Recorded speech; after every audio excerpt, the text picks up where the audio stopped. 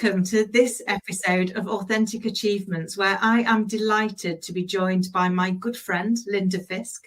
Linda is a multi-award winning leader, keynote speaker, best-selling author, TEDx speaker, and university professor dedicated to amplifying and extending the success of other high-caliber business leaders. She's the founder and CEO of LeadHERship Global, a community of unstoppable women enhancing their leadership blueprint and embracing their power to be the best version of themselves in work and in life. And in LeadHERship Global, Linda supports and guides ambitious, creative women to move in the direction of their purpose, their mission, and their dreams with powerful connections, critical support, practical tools, and valuable resources to show up, speak up, and step up in their careers and in their personal life. And I know as a member of the community just how invaluable that is, and the amazing women that you have kind of found as part of your tribe, as part of your community. So Linda, it's always a joy to chat to you. But I know you, I'm very privileged. But could you start by telling us a little bit more about your journey, please? Yes. Kim, first off, let me say what a privilege and what a pleasure it is to join you on this incredible podcast, because I will tell you that, I've listened, I've been an avid fan since the podcast launched, and you have such incredibly intriguing guests with such incredible stories. It's uplifting, it's inspiring, and I just hope that I can do justice to this remarkable platform that you've created. So thank you. Oh, bless you.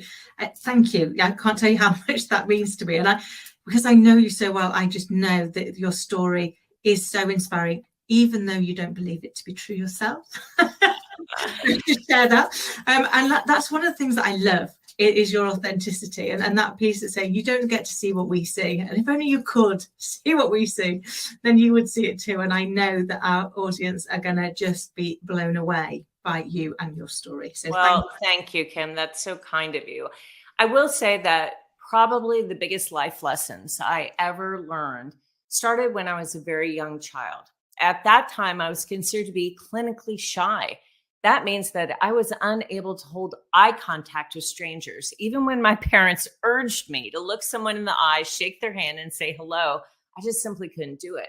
And over time, I developed a penchant for actually whispering my words at a pretty uneven rate of speech and repeating my words with a pronounced stutter.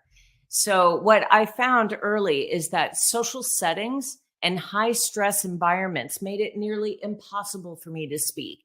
And as I became more and more self-conscious, the tension in my throat made it more and more difficult to even utter a word.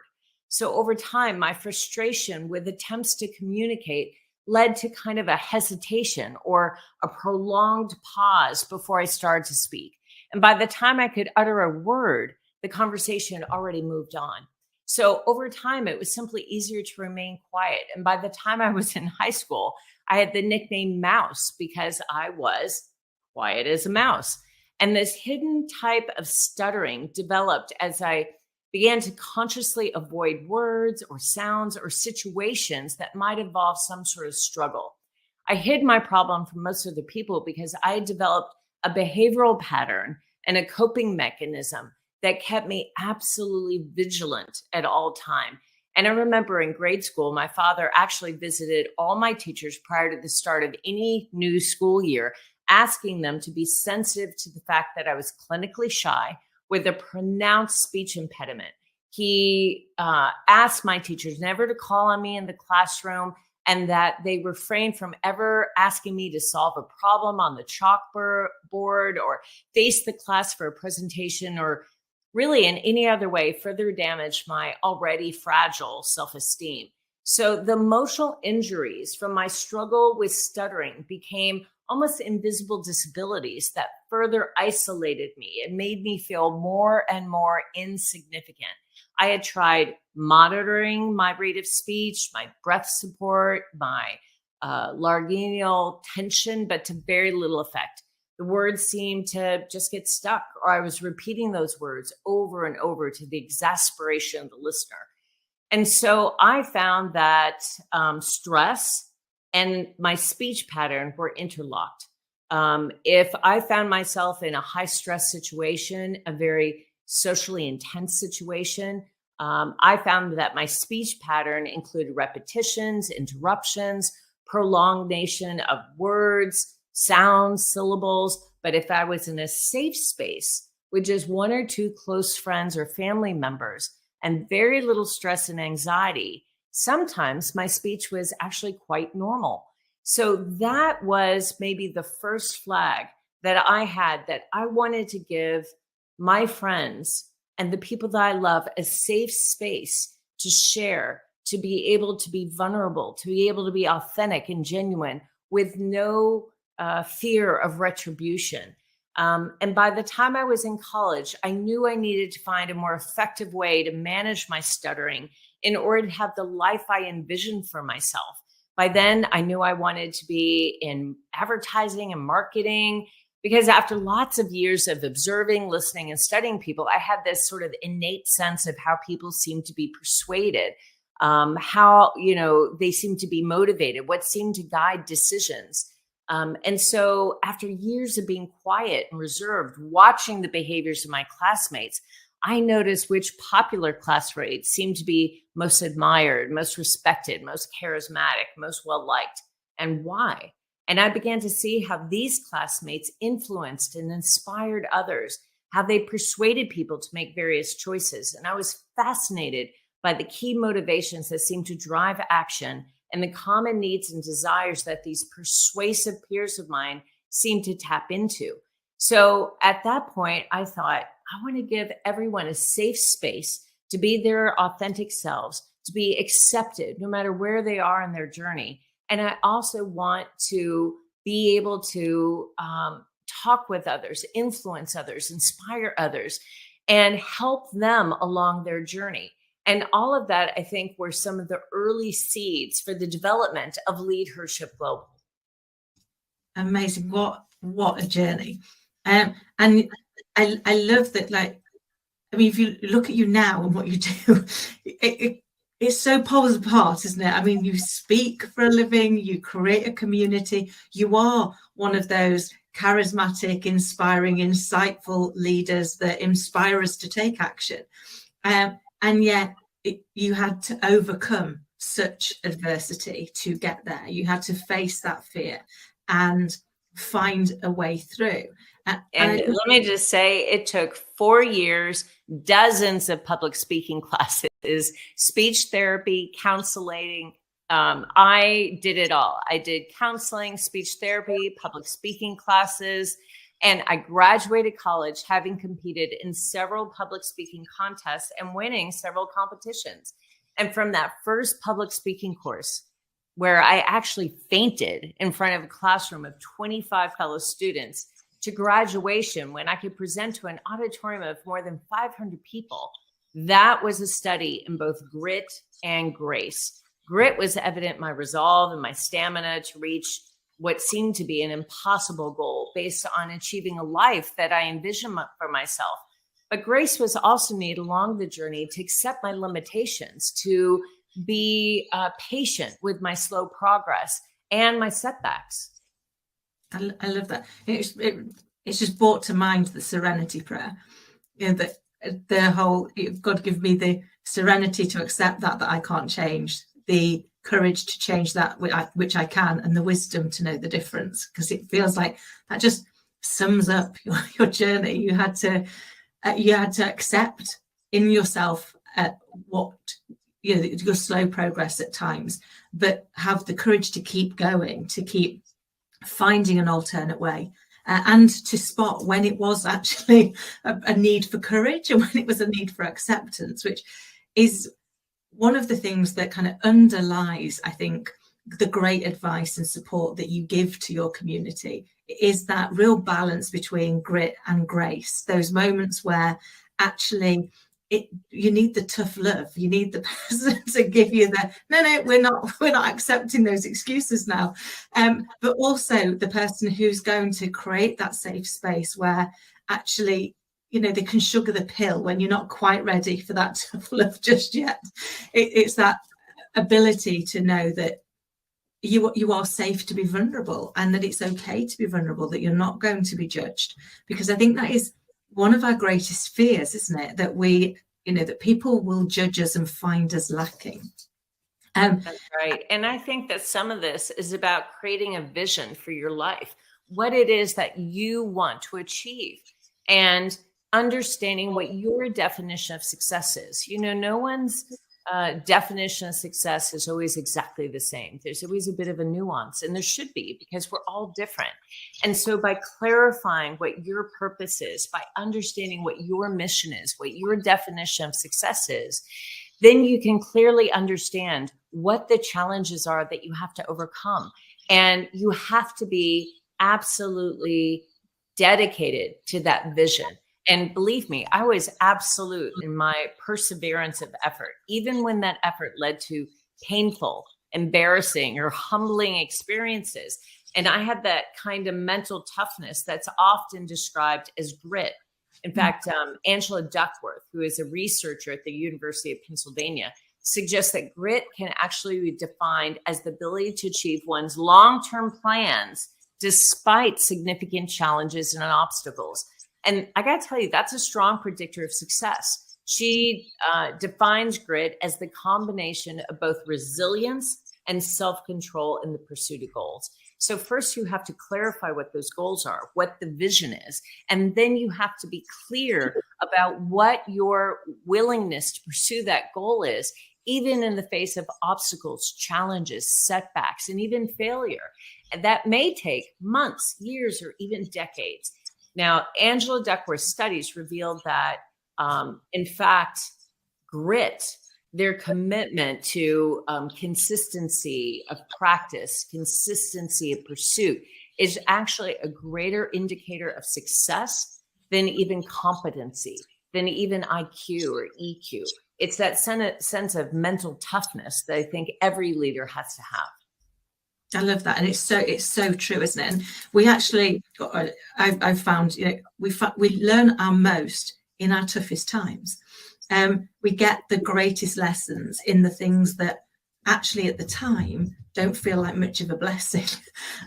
But looking back, and you see the lesson, you see what it taught you, you see the skills that it's now brought to you. And you realize actually it was being done for you, not to you. It was there to give you what you needed to reach your vision, to reach your goal. And I love that you so clearly articulated why it's important to have that vision, that goal, to know where we're going. It's a little bit like, if you think about your life being a sat nav, the first thing you do when you switch on the sat nav is tell it where you're going, because if not, it doesn't stand a chance of getting you there. And then you tell it where you're starting from, so that it knows how to navigate. Oh, what a great illustration. I love that, Kim. Thank you. And I think that's what you're kind of saying, isn't it? It's like, be really clear where it is that you're going, to know exactly what it is, to be committed to that vision, to that purpose, to that reason for being, and then be really honest with where you are and what you need to do to get from where you are to where you want to be. That's right. That kind of determination of grit I love, because I've seen it of people where you've got an amazing IQ or amazing EQ, but actually if they haven't got that grit, that determination, that willingness to keep getting up no matter how many times you get knocked down, they don't achieve the same level of fulfillment, do they? Because they've not pushed through. That's right. And in every area of growth, from your education to your career to perhaps athletic training, it's your level of mental toughness and determination that I think actually predicts your level of achievement. And in fact, Angela Duckworth said that grit is more reliable and a better, more accurate indicator of future success than any other determinant. Having grit is important because it becomes the driver to your achievement and success, just as you said, well beyond skill and knowledge. It's really grit that is necessary to propel you forward, especially when you face obstacles, when you face challenges, when you face failure. And if you're dedicated to achieving a long-term goal and you're steadfast in your pursuit, undeterred by the sacrifices required, that kind of mental toughness and grit will absolutely propel you forward. And I think you also have this sense of perseverance. We may have the talent, the abilities, the expertise to achieve greatness. But without determination, resilience, perseverance, success is going to be elusive. Now, the good news is that grit can actually be taught. This isn't something you're born with. It can be developed over time with practice and by adopting a growth mindset, which you talk about quite a bit, Kim.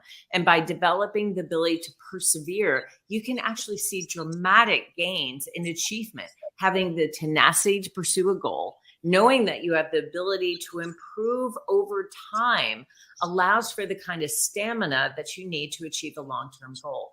And for me, the key is to recognize that, your natural talents, your intelligence, your giftedness is simply unmet potential.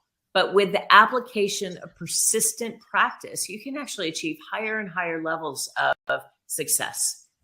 Oh, I love that. And it reminds me of, I can't remember exactly where it was I read it, but I read a quote that is, the top athletes, the top professionals, they don't practice until they get it right. They practice until they cannot get it wrong. And it's that kind of keep going. I think it was Tiger Woods has changed his swing 8 times despite being the best already. So his competition wasn't external, it was internal. He believed he could still do better. He could still do more and kept practicing. And I love that as that kind of analogy, because if we think about it, in life in general, and in particular, if you pick the life of an entrepreneur, there are going to be challenges. There are going to be times when you fail, times when you fall, times when you feel vulnerable. But there are also going to be times where you celebrate, times where you get the success.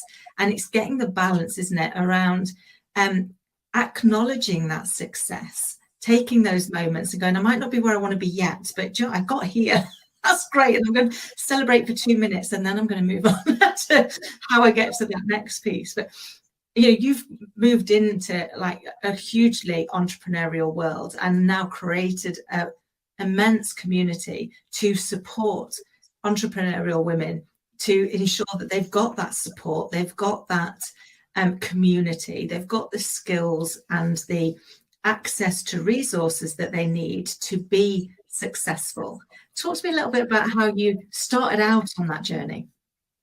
Well, as I said, I think the seeds were sown when I was very young, and I realized how important it is to have a safe community where you can be completely at ease, where you can be vulnerable and transparent and very genuine, very authentic in whatever you're struggling with or whatever you're celebrating.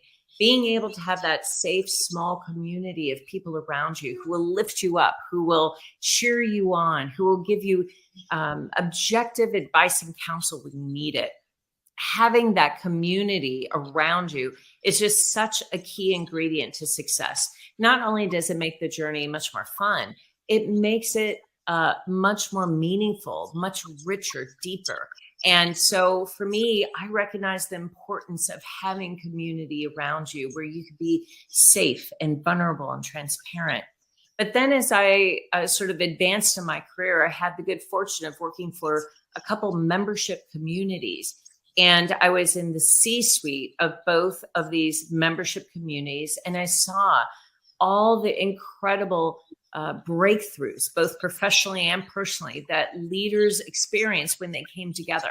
When leaders come together and they're focused on solving a problem or overcoming a challenge or being in some sort of alliance that has a multiplier effect that actually exponentially increases their rate of growth and scale for their company, it is tremendously exciting. But it's also those kinds of advantages that most women don't take seriously. They keep their nose to the grindstone.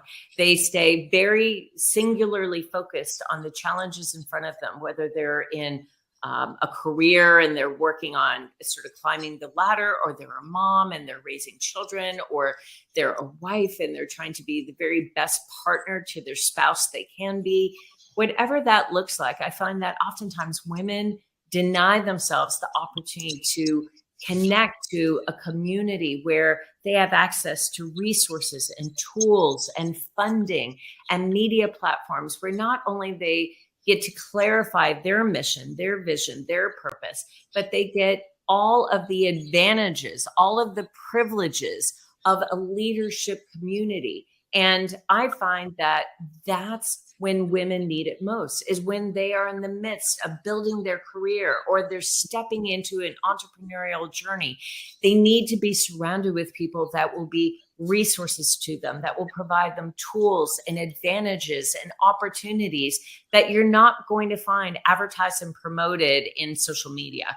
You know, these are unique advantages and opportunities and access that you're not going to find outside of a relationship with someone who is deeply invested in your success. But when you have those kinds of relationships where people are genuinely invested in your success, they genuinely want to see you succeed, then they are going to put in the effort and the time to connect you with people that can help you, to be able to connect you to the tools and resources that will help accelerate your learning and your growth.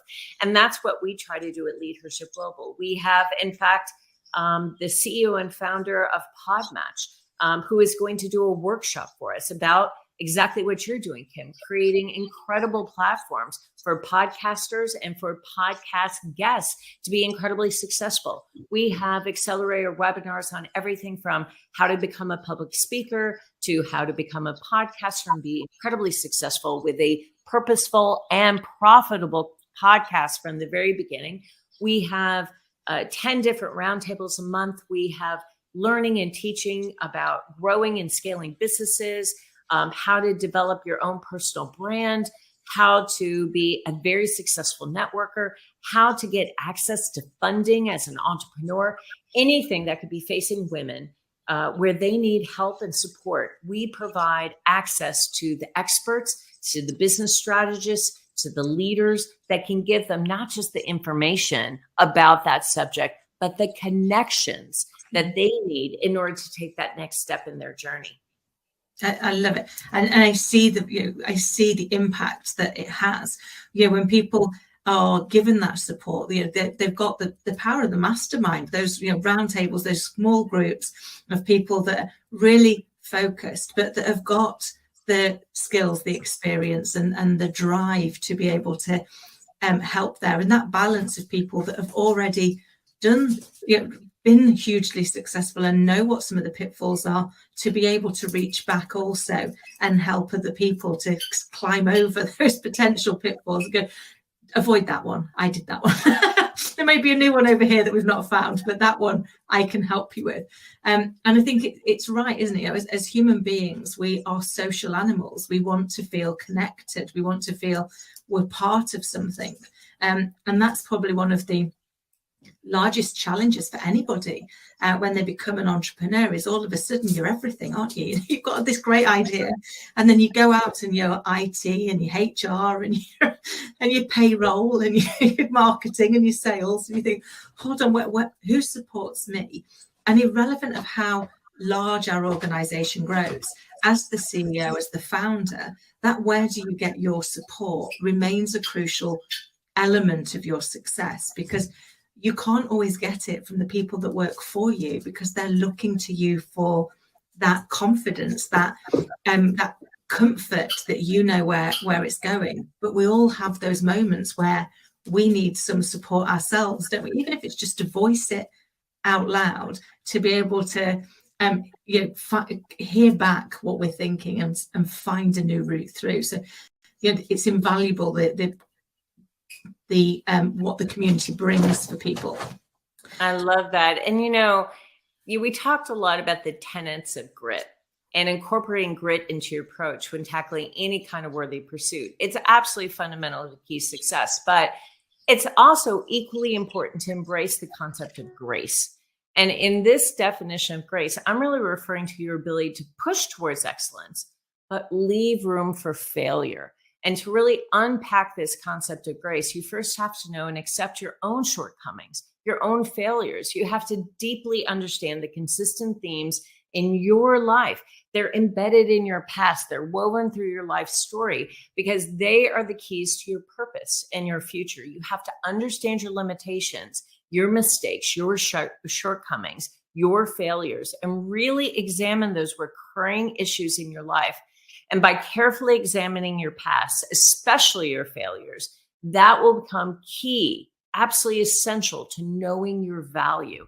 In fact, we've all heard that failure is often why, extraordinarily successful people achieve such heights of greatness. They learn from their setbacks. They learn from their failures and mistakes. And then they get back up and they apply these learnings to their next attempt. And we've all heard the stories of Walt Disney. He was fired from a newspaper and was told that he lacked imagination, if you can imagine that. And he had no good ideas. This is Walt Disney. And Oprah Winfrey was fired early in her career as a TV reporter because she was unfit for TV. Can you imagine Oprah Winfrey being told that she was unfit for TV? And Dr. Seuss, my favorite as a child, his first book was rejected by 27 different publishers, 27. And we all know that Bill Gates was a Harvard dropout. And he started as a failed first business called Trafodata, I think, Trafodata. So I will tell you that we have all had setbacks. We've all had people tell us we can't. We have all failed. I have heard, Linda, you can't. You're not smart enough. You're not pretty enough. You're not social enough. You're not charismatic enough. You're not knowledgeable enough. You're not experienced enough. You don't have enough expertise. You don't have enough charisma. I've heard that 1,000 times. You're not smart enough. You're not good enough. You're not pretty enough. But true grace recognizes that lessons are often learned through the experiences of failure, through a bad decision or a mistake, and learning from it. So I would say, even if you're counseled that, like Bill Gates and Oprah and Walt Disney, someone tells you you can't, first, know that you're in very good company. And two, know that even if you fail, you have the opportunity to learn from it. So grace doesn't remove the consequences or attempt to protect you from bad decisions, but it allows for the recognition of the mistake and, importantly, the forgiveness of the failure and the resilience to incorporate that learning into our forward progress. So I think of grace as something that is embodied. It's an attitude, it's a characteristics, it's a belief. And as such, it has a contagious effort on others. It has the ability to inspire others. It has a contagious effect on others so that they become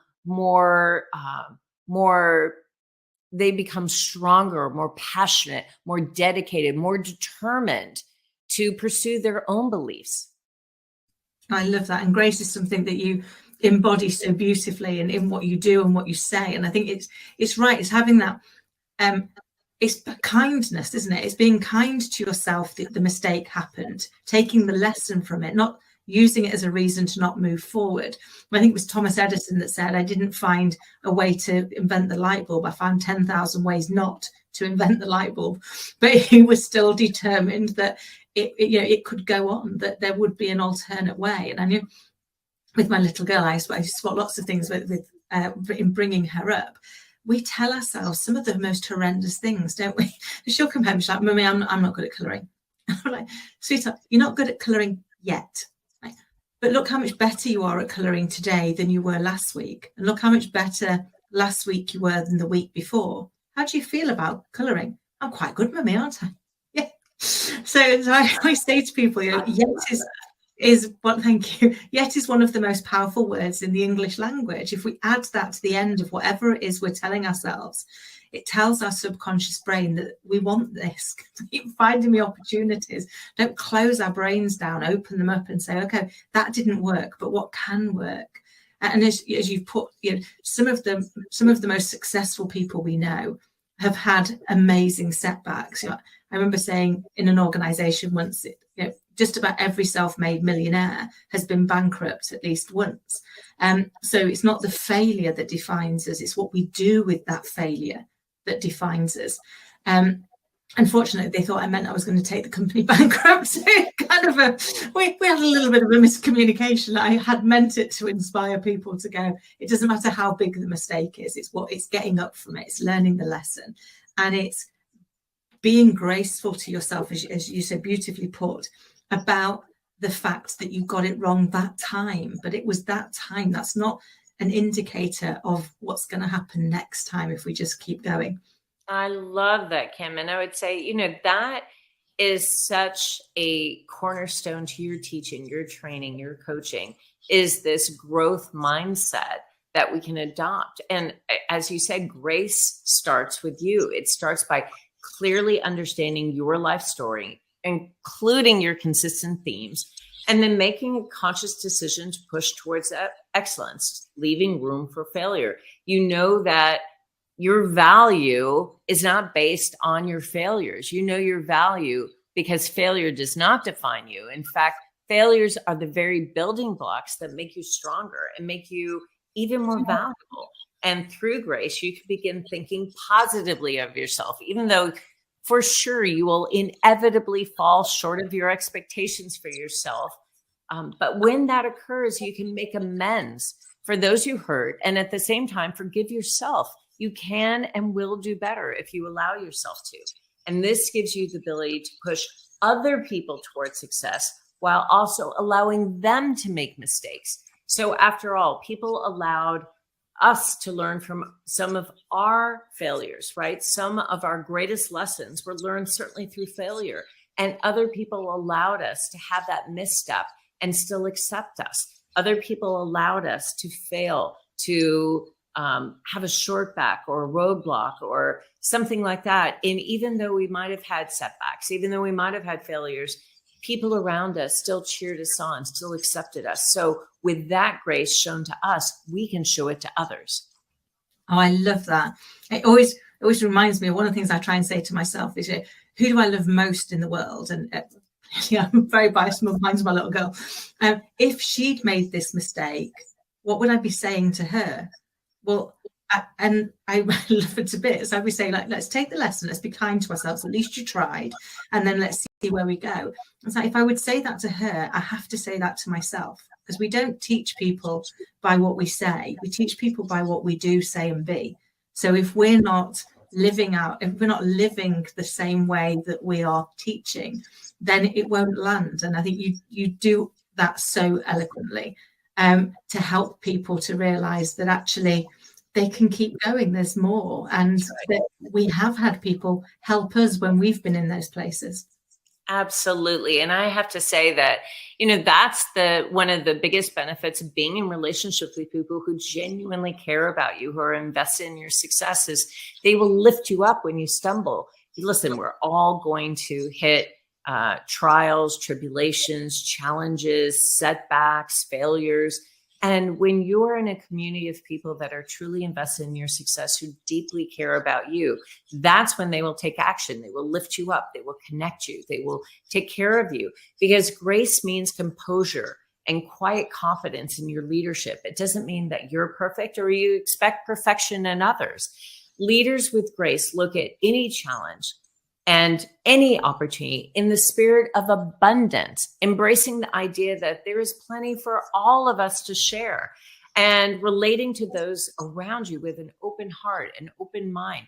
Grace is really a force for good. And when times are challenging, it's going to require courage. When a team fails at an objective, a manager may be tempted to denigrate or assign blame, but a boss that is acting in the spirit of grace will take responsibility, and they'll seek remedies by finding solutions. Oh, Linda, I love that. That whole piece around, once we get less wedded to being right and more wedded to the right thing being done, we open up an opportunity to really grow both ourselves and for our people, don't we? Yes, that's absolutely it. Now, I think that grit actually determines that life challenges won't define us or defeat us. It's the toughness, the courage, the bravery, the resilience, and the spirit that really drives us back forward. It's sort of the backbone, the inspiration, or I like to think of it as the steel nerve, the vision that you cling to. Grit is where your perseverance meets your passion. They collide to create purpose and mission and vision and meaning. But grace is freely given favor. It's mercy. It's a sense of generosity and kindness. For me, it's a moral strength. It's a favor, even when it's not deserved. It's understanding and forgiveness born out of really self-discovery and self-acceptance. It's an undeserved unmerited, unearned embrace of acceptance. It always turns heads, opens minds, softens hearts, and leaves people in awe. That is grace. Amazing.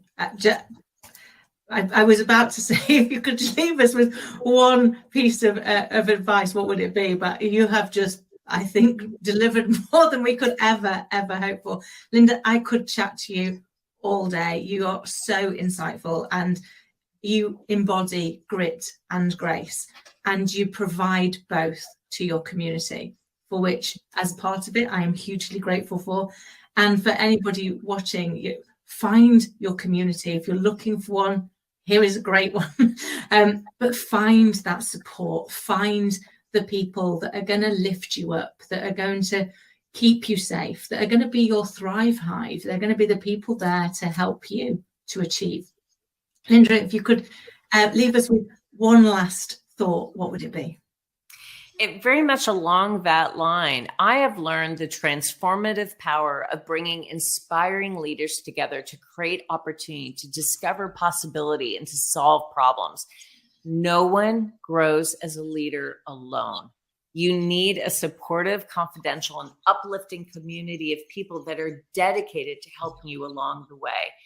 And as you said, Kim, in LeadHERship Global, I now have the privilege of supporting and guiding ambitious, creative women to move in the direction of their purpose, their mission, their dreams.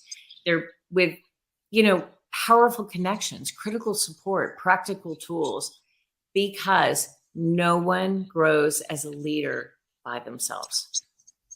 I love that. It's so true. And we will have all of the details of how people can get in touch and learn more in the show notes. But Linda, it has been a joy as always. Thank you so very much for giving me your time, your insight, and your friendship. Thank you so much, Kim.